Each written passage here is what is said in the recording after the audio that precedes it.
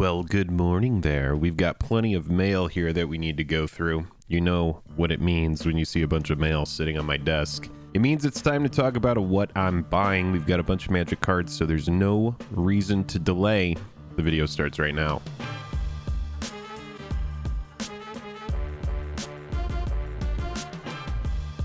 Highest level of gratitude to our patrons who power the channel through Patreon. Check out the Patreon link in the description to learn about monthly giveaways, VIP Discord access, and even our official playmat. Hello, and welcome to the day. Thank you for spending your time with us. I'm Jake, and welcome back to another episode of Jake and Joel Are Magic. You know what today is? We're going to be going through a bunch of mail. I'm going to be talking about what I've been purchasing on eBay. I know that there's this one guy who's always going to be like, "Oh man, this guy is such a bozo. I hate that he does his mail like this and acts like he hasn't seen what it is." Well, full disclosure, guy, I have seen it. I've ordered all these cards. I don't blindly buy things without knowing what they are. I just keep them here all packed up nicely until we're able to get into the video. If you like these videos, click like and subscribe. That's a great way to support the channel. If you want to get involved on a deeper level, head over to Patreon. That's a good way to do it. I'm not going to waste any more time because we do have a lot of mail to talk about. I have the prices that I purchased this stuff at. Let's get into it.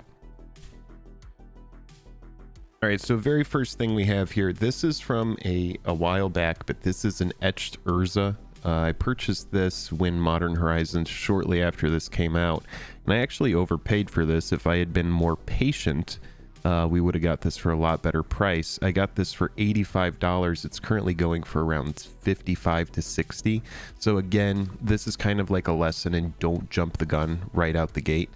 These etched cards ended up being a lot more prevalent than we expected. There are a lot of them, and so big dip on cards like this, even though this card is a powerful commander and it's also played in Modern as well.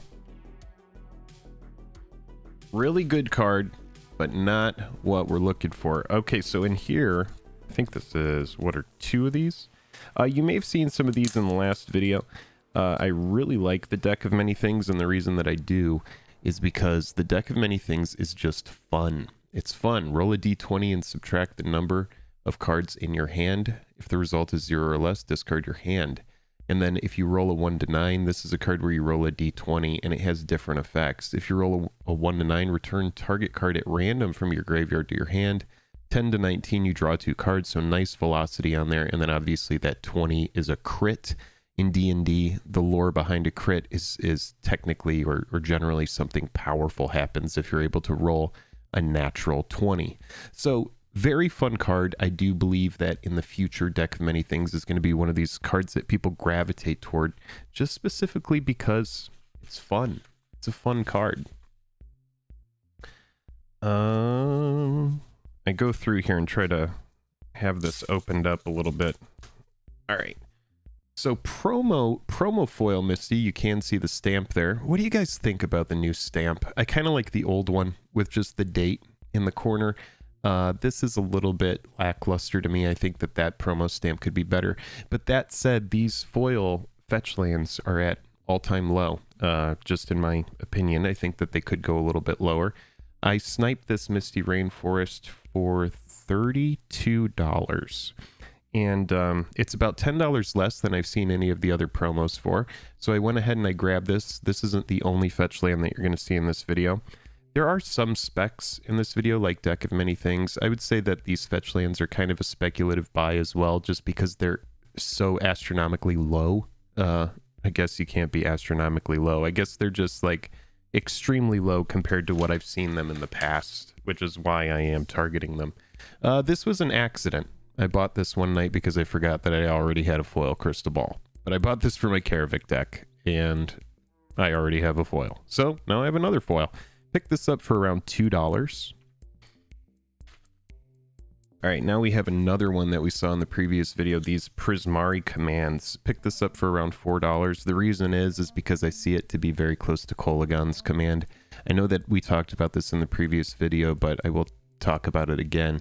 It has a couple modes that are very similar to Kolaghan's command, that destroy target artifact, that 2 damage to any target. Those are pretty similar to the other command. But target player draws 2 cards and discards 2 cards. That's good velocity and great for any type of graveyard strategies. Think like Arclight Phoenix or anything like that. And then also target player creates a treasure token that is ramp in blue-red, so nothing to shake a stick at. This card has found legs in modern, like I expected it to.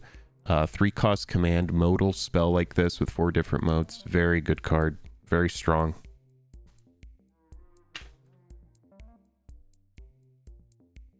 Yep, more deck of many things. This is an extended art foil. Got these for around $5 a piece. Again, EDH Pimp Factor, having that extended art.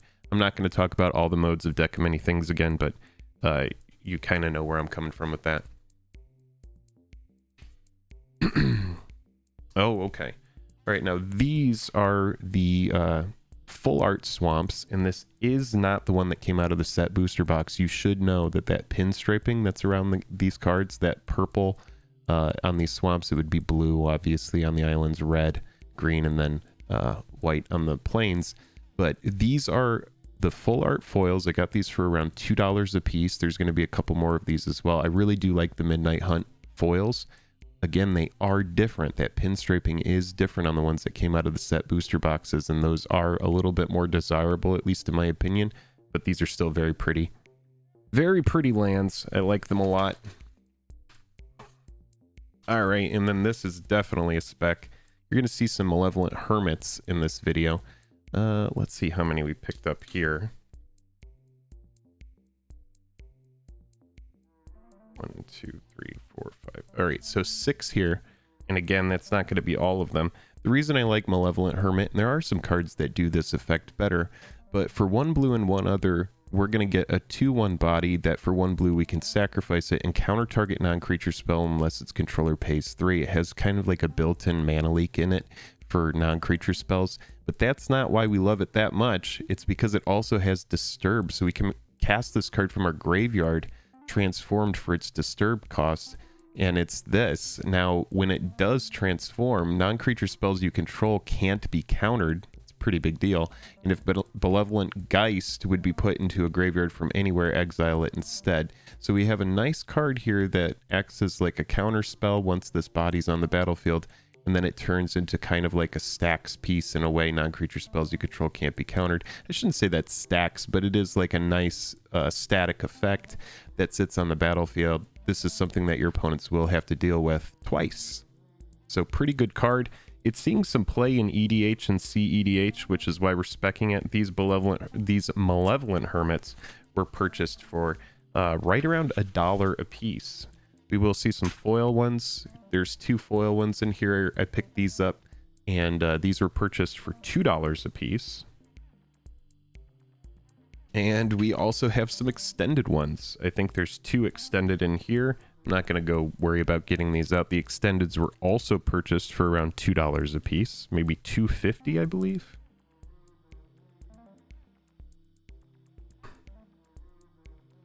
And then we do have another spec here, which is Katilda.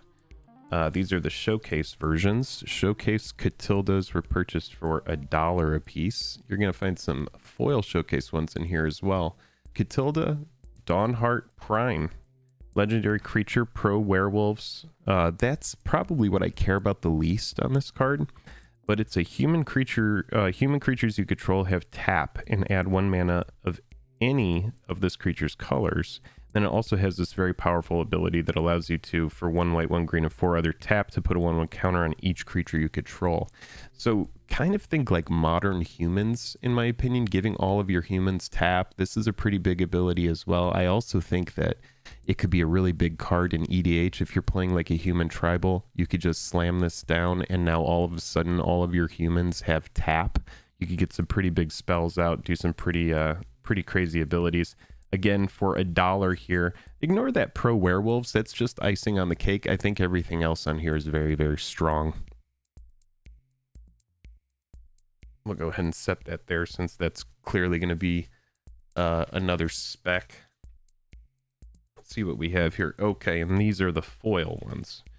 So these are foil Katildas, and these were purchased for right around the same price. These are also the showcase foils. And again, yeah, very strong card. $1 here. So no real difference in price between the foils that I bought and the regular showcase. I do think that there's some serious upside. On this, we have more of the full art swamps. I'll go ahead and pull one of these out here. Don't really like shipping like multiple cards in a small sleeve like this, but you know, whatever. Yeah, you could kind of see no pinstriping on that purple around the side. So these came out of the collector boosters. Big difference between the collector booster version of these and the set booster. Collector and set booster are very different on these. 1, 2, 3, 4, 5 of these swamps, and these were purchased again right around like $1.75 to $2 a piece. Go ahead and set those back up there. Got just a few more cards to go through here. I hope you are enjoying this. I did pick up a full art Seb McKinnon Swamp. This was one of the cards that I did not, or one of the secret layers that I did not purchase. So I wanted to pick up this Swamp, and I found it for $8.50. And I said, you know what? A lot of constructed decks, even a lot of EDH decks, don't run a lot of basics. This is a beautiful full art basic Swamp to be able to put into any deck that runs black. Very fun card here. Next up, what have we got? Oh, here we go. A couple Vanquish the Horde foil purchased for $4 a piece. This is just a very good, very powerful EDH board wipe that came out of Midnight Hunt. This spell costs 1 less to cast for each creature on the battlefield. So think EDH, think of cards like Blasphemous Act, for example, where typically there's a lot of creatures on the board. You're going to be able to cast this for 2 white. Blow everything up and then reestablish a board position. This may be one of the best board wipes ever printed. Let me know what you think in the comments. I think it is very, very good. Another Malevolent Hermit.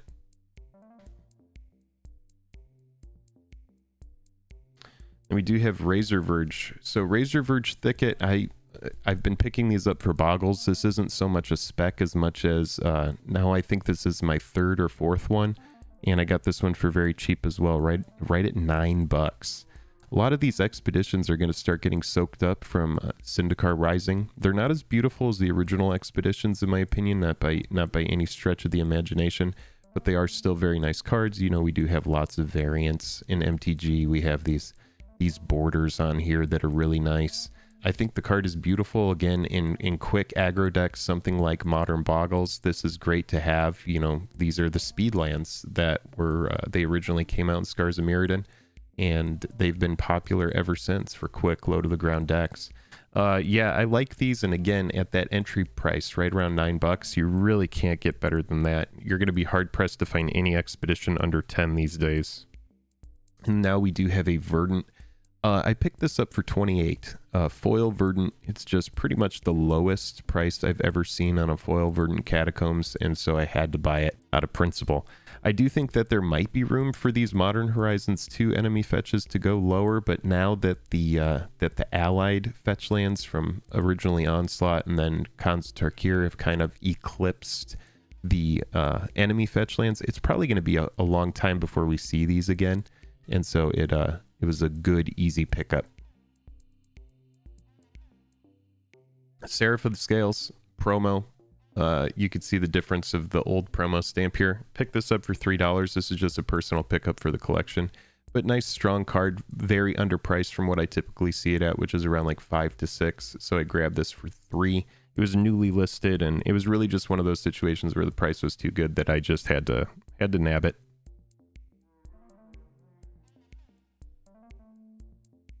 Oh, and then these are my favorite.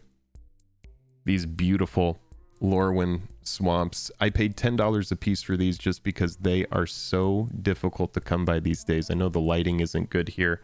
Let's go ahead and take one of these out and we'll see what these look like. These are supposed to be near mint. Oh yeah. Oh yeah, they actually look really nice. Surface is really nice on that. So yeah, these beautiful swamps, if you don't know, in Lorwin, these like happy swamps, happy islands, lots of vibrant color here. I would love to see something like this in like a full art. But yeah, this is my favorite ever swamp right here. There's a couple others that come close. I like the 8th edition one with the moon on it, but the foil Lorwin Swamps are just so nice. Just so nice. So yeah, whenever these pop up, I do, just on eBay, I'll do a lookout for these specific swamps. And so when I saw these newly listed, I was like, yeah, we'll go ahead and grab a couple of those. I'd like to have like maybe 10 of them in the collection.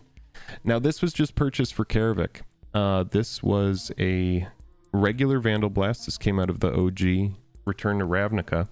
I play a Korean version in my Commander deck currently, but you know what? I wanted to splurge for the OG foil. In Commander, there are so many people that play Mana Crypts, Soul Rings, Signets, tons of Mana Rocks. Vandal Blast is the answer to that. With that overload, oh man, destroy each artifact you don't control. This card is an absolute hose. It will just shut players down. More often than not, it ends up being like a 5-for-1, a 6-for-1. Hell, sometimes this card is even a 10-for-1. Vandal Blast is absolute gas, and I'm so happy to have the OG foil. I got the OG foil for $16.50. $16.50 on this card. That took me a minute to find that, but yeah. Very fun card. Very strong card. And the last thing that we have here... Oh, okay. Just more deck of many things. We have 4 of the, I believe 4. Yeah, 4 of the Japanese full art here. Again, these were purchased for around $4 a piece. And we also have 4 regular foils that were purchased for around like $2.50 to $3 a piece. I see this card as being very versatile. I know that it's fun. I know that it's casual. I mean, the big pickups here, I really do like being able to find, you know, like these Misties, these Verdants for super cheap. If you are holding out on these fetch lands from Modern Horizons 2, do not do it much longer. I really do think that these are going to start creeping up. These are incredibly versatile, modern, legacy playable, obviously Commander heat. So don't sleep on these. Lots of fun pickups today. Let me know what you think. I'm Jake with Jake and Joel Are Magic. As always, it is such a pleasure. If you enjoyed the video, click like and subscribe. And I will see you later. Later. Goodbye.